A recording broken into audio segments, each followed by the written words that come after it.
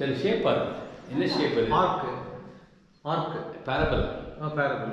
So பேரபலில் என்னன்னா நீங்கள் என்ன ஃபோர்ஸ் யூஸ் பண்ணாலும் நேராக அந்த ஃபோர்ஸ் இங்கே வந்துடும்.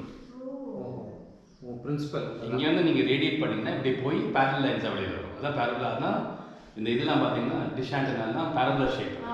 It's not semicircular. It's called the parabolic antenna. இங்கே வந்து நாங்கள் வந்து ஒரு ரிங் ஆஃப் கான்க்ரீட் போட்டோம்.